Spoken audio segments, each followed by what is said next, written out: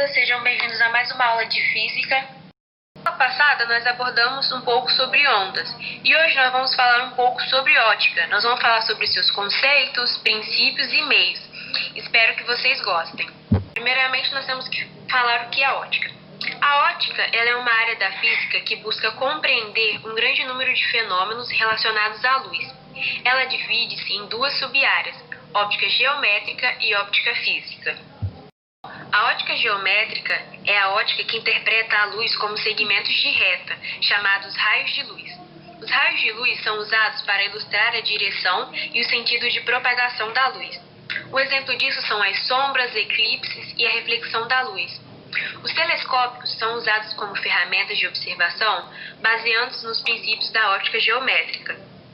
Os princípios da óptica geométrica explicam como os raios de luz comportam-se em diversas situações.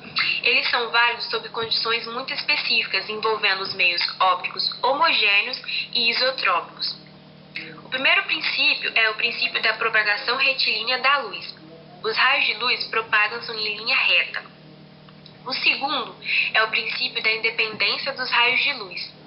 Ao cruzarem-se dois raios de luz, eles atravessam um ao outro como se inexistissem mutuamente. O terceiro é o princípio da reversibilidade dos raios de luz. O sentido da propagação dos raios é reversível. Óptica ondulatória. A óptica ondulatória é a divisão da ótica que interpreta a luz como uma onda eletromagnética. O que é uma onda eletromagnética?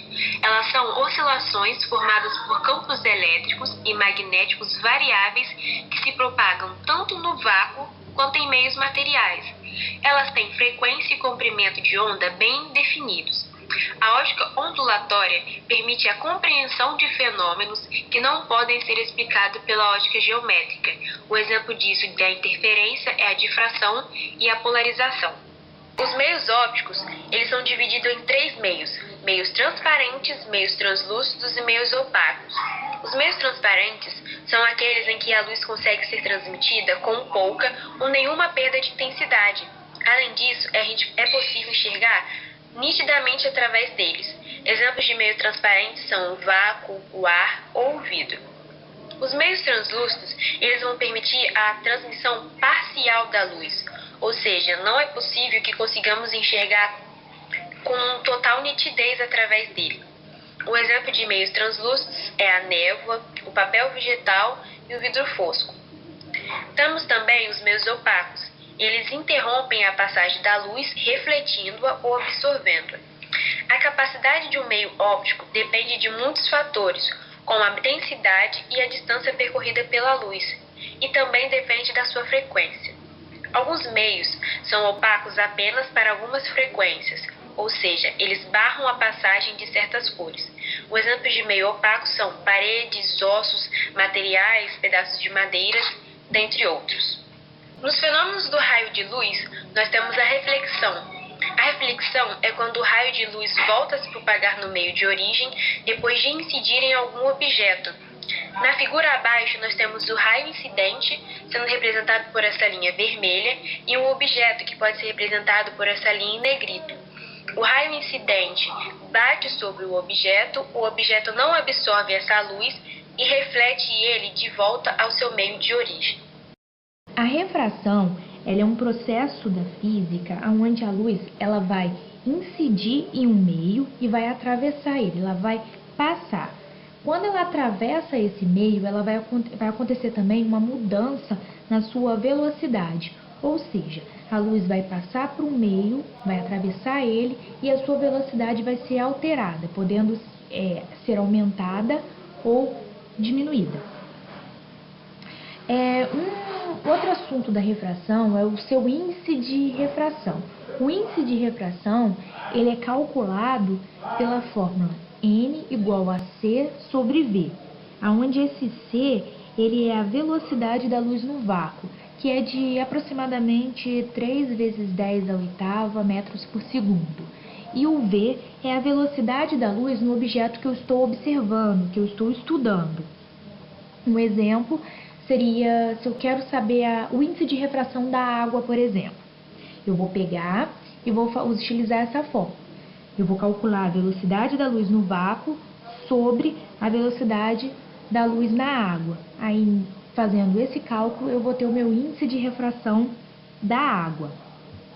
Diante disso, quando um meio ele possui o seu índice de refração maior do que o outro, a gente fala que ele é mais refringente que o outro meio.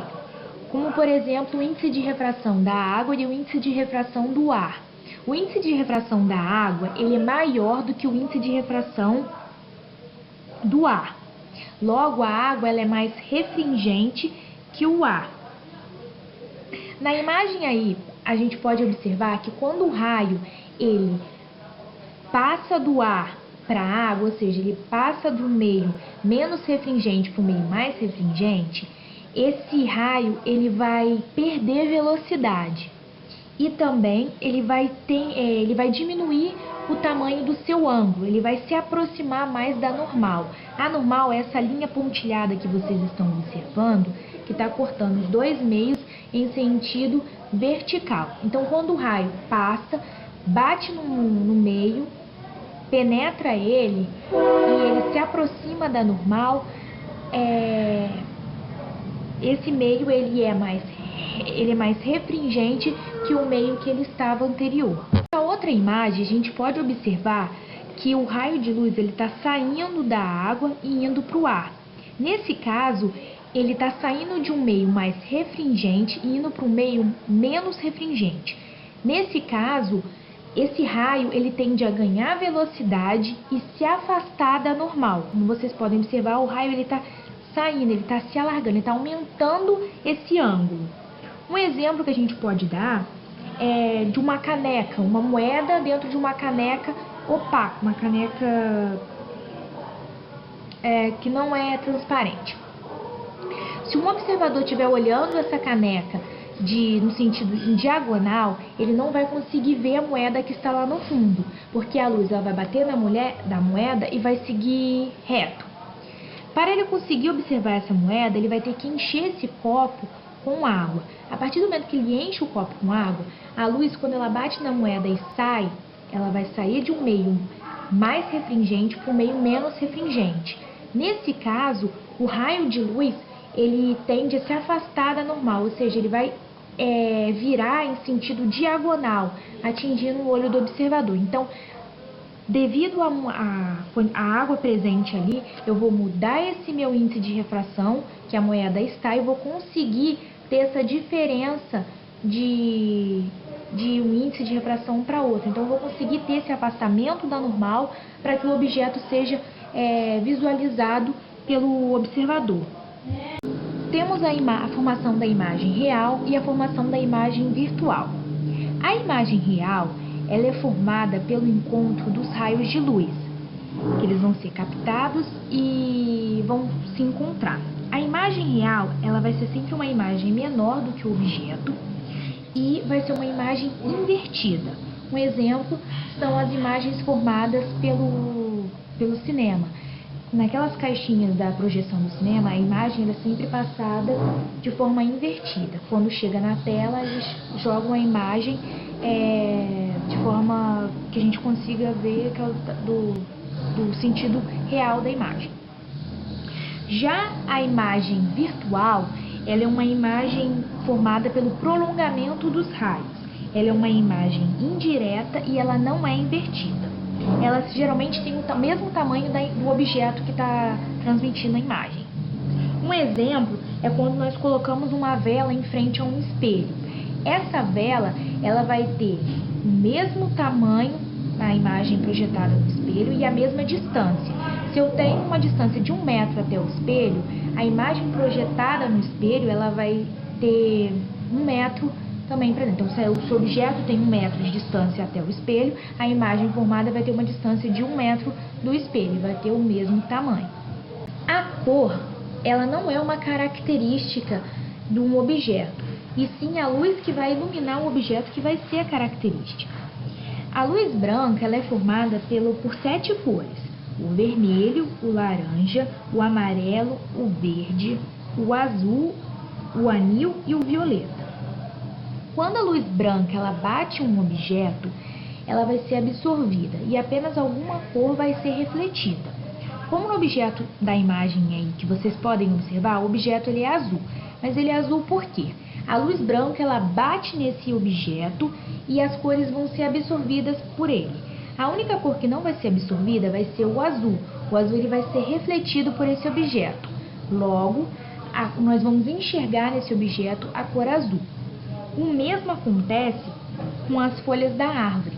As folhas da árvore, elas são verdes, mas nós enxergamos ela verde porque a luz vai bater na folha e vai ser captada, ela vai ser absorvida.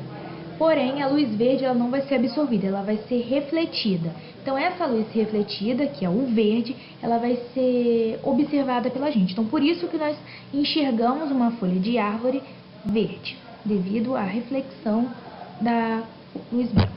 Várias pessoas têm problemas de visão, problemas como miopia, hipermetropia, dentre outros. Existem alguns tipos de lentes que podem ajudar essas pessoas, como por exemplo as lentes divergentes.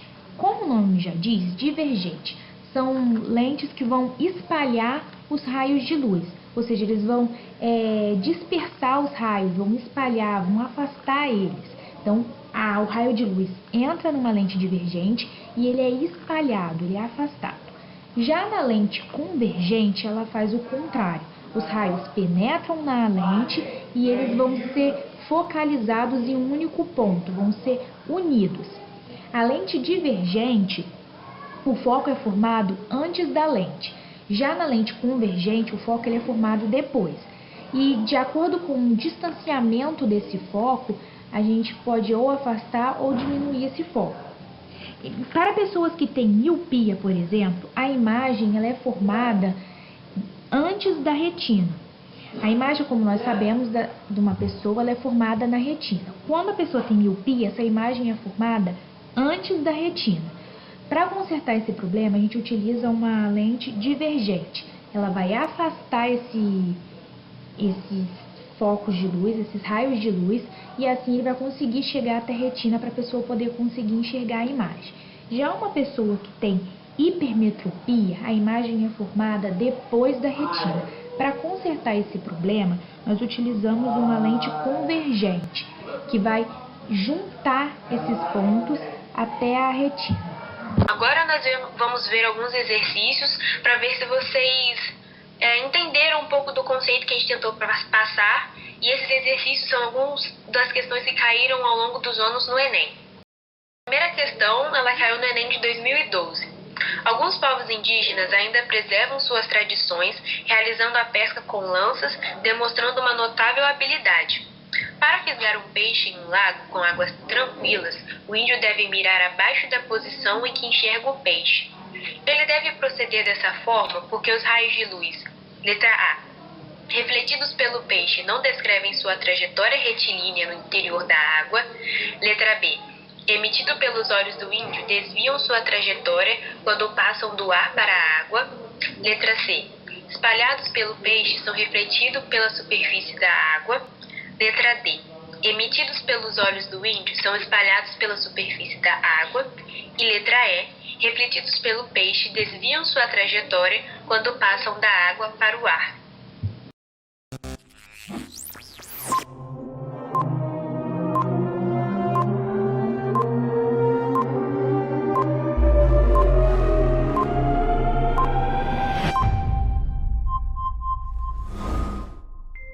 Levando em consideração os conceitos que foram estudados hoje, a resposta correta seria a letra E. Por que seria a letra E? A mudança do meio sofrido pela luz modifica a trajetória do peixe em um efeito chamado de refração. Esse efeito vai fazer com que o índio não enxergue a posição real em que o peixe se encontra. Logo, ele vai ter uma imagem virtual a uma profundidade menor que o peixe está na realidade. Ou seja, seria a letra E. Refletidos pelo peixe, desviam sua trajetória quando passam da água para o ar. A questão número 2 foi do Enem de 2010. Um grupo de cientistas liderado por pesquisadores do Instituto de Tecnologia da Califórnia, nos Estados Unidos, construiu o primeiro metamaterial que representa valor negativo do índice de refração relativo para a luz visível. Denomina-se metamaterial o material óptico artificial tridimensional formado por pequenas estruturas menores do que o comprimento de onda da luz, o que lhe dá propriedades e comportamentos que não são encontrados em materiais naturais. Esse material tem sido chamado de canhoto. Considerando o comportamento atípico desse material, qual é a figura que representa a refração da luz ao passar do ar para esse meio?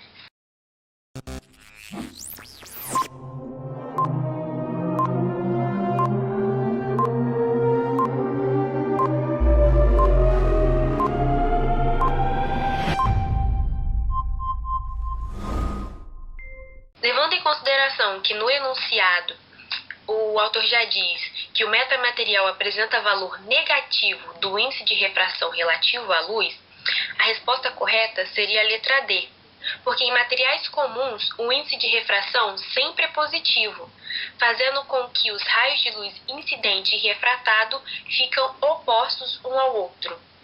Mas no caso do metamaterial, como ele apresenta um índice negativo, os seus raios incidentes e refratado vão possuir a mesma direção, ou seja, a letra D. A terceira questão foi tirada do Enem de 2025. Entre os anos de 1028 e 1038, Außenheiten escreveu sua principal obra, o Livro da Ótica, que, com base em experimentos, explicava o funcionamento da visão e outros aspectos da ótica. Por exemplo, o funcionamento da câmara escura. O livro foi traduzido e incorporado aos conhecimentos científicos ocidentais pelos europeus. Na figura retirada dessa obra é representada a imagem invertida e de edificações em um tecido utilizado como anteparo. Se fizermos uma analogia entre a ilustração e o olho humano, o tecido corresponde ao: letra A, íris; letra B, retina; letra C, pupila; letra D, córnea; letra E, cristalino.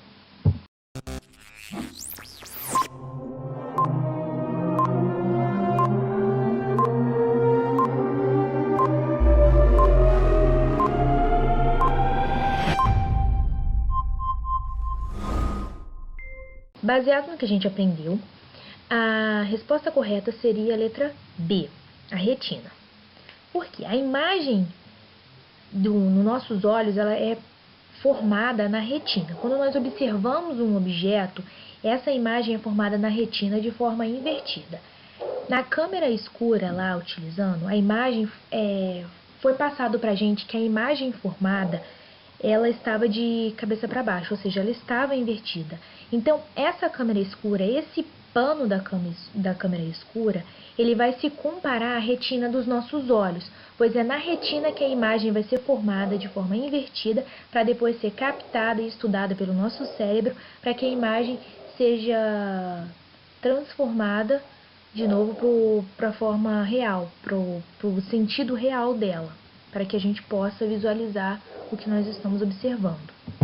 A questão número 4 foi tirada do Enem de 2017. Um experimento bastante interessante no ensino de ciências da natureza constitui em escrever palavras em tamanho bem pequeno, quase ilegíveis a olho nu, em um pedaço de papel e cobri-lo com uma régua de material transparente. Em seguida, pinga-se uma gota de água sobre a régua na região da palavra, conforme mostrado na figura, que apresenta o resultado do experimento. A gota adquire o formato de uma lente e permite ler a palavra de modo mais fácil, em razão do efeito da ampliação. Qual é o tipo de lente formada pela gota de água no experimento descrito? Letra A, biconvexa; letra B, bicôncava; letra C, plano convexa; letra D, plano côncava; letra E, convexa côncava.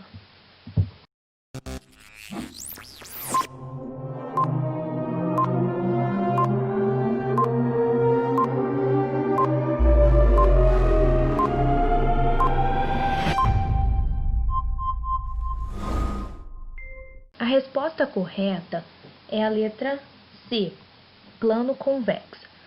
Por quê?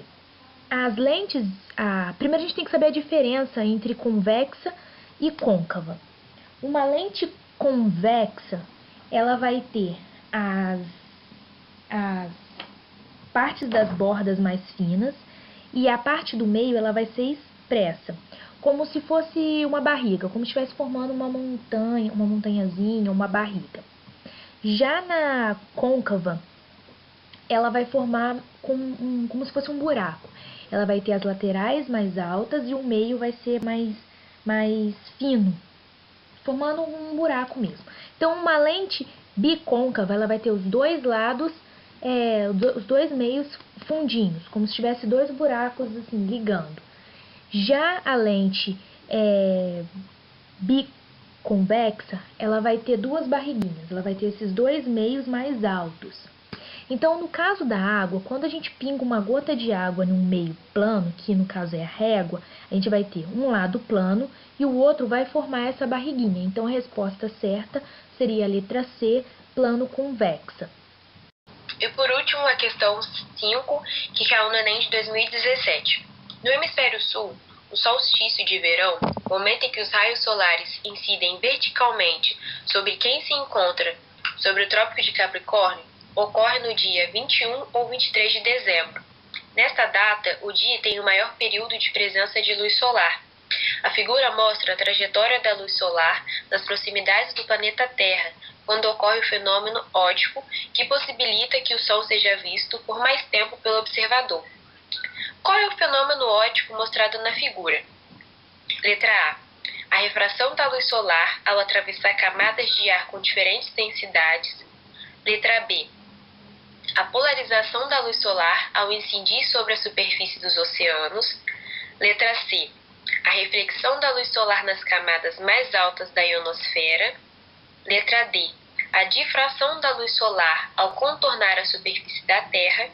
Ou letra E. O espalhamento da luz solar ao atravessar a atmosfera.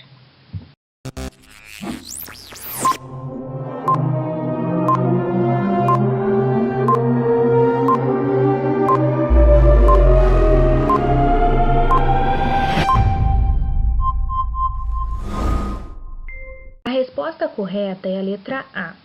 A refração da luz solar ao atravessar camadas de ar com densidades diferentes. No caso da imagem aí, a gente pode observar que conforme a atmosfera vai mudando, o seu índice de refração ele vai mudando também. Ou seja, eu vou ter um índice de refração maior que vai diminuindo conforme vai se afastando da Terra. Quando o objeto, os raios solares batem e vão atravessando essa atmosfera, ele vai indo de um meio menos refringente para um meio mais refringente. Nesse caso, os raios eles tendem a se aproximar mais da normal. Por isso que quando a gente faz a propagação desse raio, a gente vê esse ponto sendo formado em linha reta ao observador. É como se o Sol estivesse sendo formado mais acima. É o mesmo caso da miragem, que também a gente vê uma imagem assim, mas na verdade a imagem está em outro lugar, em outro plano, em outra diferente área. Bom, espero que vocês tenham gostado da aula. A gente fez uma aula bem resumida, mas tentamos abordar o máximo possível dos conteúdos para que vocês possam estar estudando nesse período de quarentena. Boa aula a todos!